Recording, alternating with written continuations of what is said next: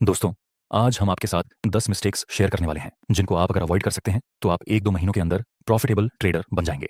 Emotional trading देखिए दोस्तों, हम सब दो तरह से डिसीजन लेते हैं। पहले टाइप में हम लॉजिकल सोच का यूज करते हैं डिसीजन लेने में। दूसरे टाइप में हम इमोशनल होकर डिसीजन लेते हैं। कोई इंसान सिर्फ लॉजिक का यूज करके डिसीजन लेता है, कोई इंसान इमोशन का यूज करता है, कोई दोनों का यूज करता है। इसको मैं एक एग्जाम्पल से समझाता हूँ। एक बिजनेसमैन है, वह सिर्फ अपने लॉजिक का यूज करता है। वह सिर्फ वही डील करता है जिसमें उसे प्रॉफिट हो। वह सिर्फ उन्हीं लोगों के साथ बात करता है जिससे उसे फायदा हो। वो पूरे दिन वही करता है जिससे कि उसे फायदा हो। उसके दिमाग में सिर्फ प्रॉफिट और लॉस चलता है।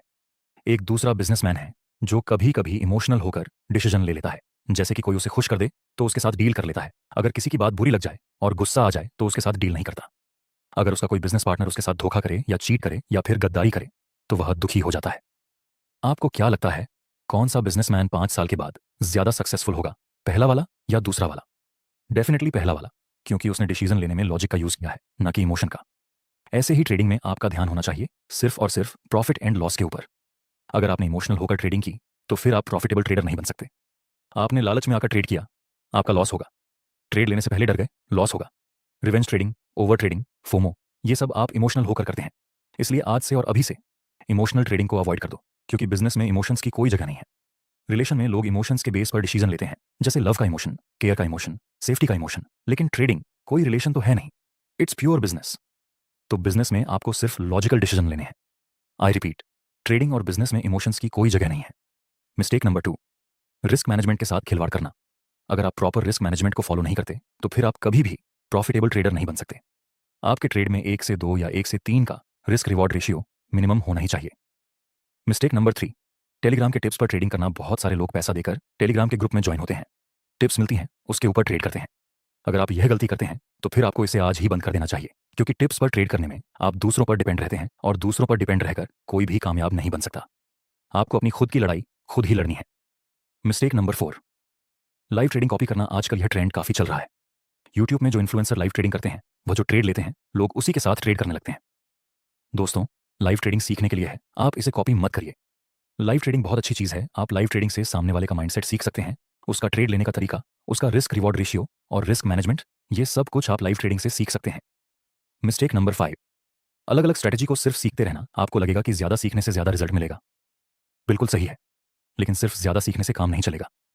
आपने सुना होगा कि कई लॉयर एक केस लड़ने के 30 से 40 लाख रुपए चार्ज करते हैं, और कुछ लॉयर ऐसे भी होते हैं जो 20,000 में एक केस हैंडल कर लेते हैं। दोनों ही लॉयर ने वकालत सीखी है, दोनों ने ही नॉलेज लिया है वकालत का, लेकिन एक लाखों में चार्ज करता है और दूसरा हजारों में। दोनों में फर्क प्रैक्टिस का है। एक लॉयर ने एक्सट्रीम लेवल की प्रैक्टिस की, बहुत सारे केस को हैंडल किया जिससे उसका एक्सपीरियंस बहुत ज्यादा हो गया, जबकि दूसरे के पास नॉलेज तो है लेकिन प्रैक्टिस उतनी ज्यादा नहीं है, एक्सपीरियंस उतना ज्यादा नहीं है, तो वह कम फीस में काम करता है। इसलिए आपको भी कोई एक अच्छी स्ट्रैटेजी सीखनी है, उसकी प्रैक्टिस करनी है, फिर उस स्ट्रैटेजी में काम करना है। प्रैक्टिस हो जाने के बाद आप चाहें तो दूसरी स्ट्रैटेजी को ट्राई कर सकते हैं। मोस्ट ऑफ लोग ट्रेंड को फॉलो नहीं करते। अगर आपको प्रॉफिटेबल ट्रेडर बनना है तो आपको मोस्ट ऑफ ट्रेड्स ट्रेंड के साथ होने चाहिए। आप चेक करना, पिछले 10 ट्रेड ऐसे पकड़ लीजिए जिसमें आपका लॉस हुआ हो। उन 10 ट्रेड्स में से 5 से 6 ट्रेड ऐसे ही होंगे जिसमें आप ट्रेंड के अगेंस्ट थे और लॉस हुआ। अगर आप ट्रेंड के साथ चलेंगे तो आपके लॉस काफी कम हो जाएंगे, और कम लॉस मतलब ज्यादा प्रॉफिट।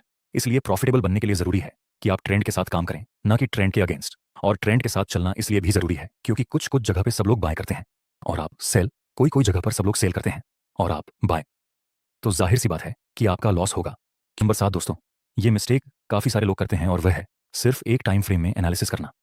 दोस्तों, आप चाहे तो स्केलिंग करें, इंट्राडे करें, स्विंग ट्रेडिंग करें, कोई भी ट्रेडिंग हो आपको मल्टीपल टाइम फ्रेम एनालिसिस करना ही पड़ेगा, क्योंकि कभी कभार बिग टाइम फ्रेम में अपर ट्रेंड होता है, उसी समय स्मॉल टाइम फ्रेम में डाउन ट्रेंड देखने को मिल सकता है। डाउन ट्रेंड देखकर आप सेल में एंट्री करेंगे और आपका एसएल हिट हो जाएगा। आपको लगेगा कि मैं तो ट्रेंड के साथ था, फिर भी लॉस हुआ। लेकिन बिग टाइम फ्रेम में कुछ और ही गेम चल रहा होता है जिसको आपने नोटिस नहीं किया। या फिर ऐसा भी हो सकता है कि आपने किसी भी हायर टाइम फ्रेम के इंपॉर्टेंट लेवल को इग्नोर कर दिया और आपका लॉस हो गया। मल्टीपल टाइम फ्रेम एनालिसिस करने का सबसे बेस्ट फायदा यह है कि आपको इसमें अच्छा खासा रिस्क रिवॉर्ड रेशियो मिल जाएगा और मेजर ट्रेंड के बारे में आइडिया हो जाएगा, जो कि ट्रेडिंग में प्रॉफिटेबल बनने के लिए बहुत ही ज्यादा। अब से आप ट्रेड ले तो एक बार मल्टीपल टाइम फ्रेम को देता है, आपको यहां सेल नहीं करना है, क्योंकि अब ये ट्रेंड डाउन में से अप ट्रेंड में रिवर्स हो चुका है। इसलिए आपको चेक करते रहना है कि क्या मार्केट का ट्रेंड रिवर्स हो चुका है या फिर कंटिन्यू है क्या। जिस जगह पर मैं ट्रेड में एंट्री करने वाला हूं वह ट्रेंड स्ट्रांग ट्रेंड है या वीक ट्रेंड स्ट्रांग ट्रेंड, और वीक ट्रेंड को आइडेंटिफाई करने के लिए मैं एक टिप्स देता हूं। देखिए, जब मार्केट में इंपल्सिव मूव स्मॉल होने लगे और करेक्टिव मूव बड़े होने लगे इसका मतलब हो सकता है कि आगे यह ट्रेंड रिवर्स हो जाए और लास्ट में जब रीसेंट स्विंग ब्रेक हो जाए तब आप रिवर्सल ट्रेड में एंट्री कर सकते हैं। Mistake number 9, complete planning for a trade. दोस्तों, ट्रेड लेते समय आपके पास एक प्लान होना चाहिए। अगर प्रॉफिट हुआ तो कहां पर प्रॉफिट बुक करना है, अगर लॉस हुआ तो कहां पर लॉस बुक करना है, ये सब चीजें आपको प्लान करके रखनी है, वह भी ट्रेड लेने से पहले। Mistake number 10, don't trade in a hope. दोस्तों, उम्मीद बहुत ही अच्छी चीज होती है, लेकिन ट्रेडिंग में और बिजनेस में आपको उम्मीद के भरोसे काम नहीं करना है। मेरे कहने का मतलब है कि कुछ लोगों का एसएल हिट हो जाता है, वे लोग फिर भी होल्ड करते हैं इस उम्मीद में कि मार्केट हमारी डायरेक्शन में आएगा। ट्रेडिंग उम्मीद के भरोसे नहीं चलती, इसलिए अगर ट्रेडिंग में आपका लॉस होता है तो लॉस लेकर बाहर निकल जाइए। कोई जरूरत नहीं है उम्मीद रखने की कि मार्केट हमारी डायरेक्शन में आएगा। Just cut a loss and find new trade mistake. Number 11, don't panic.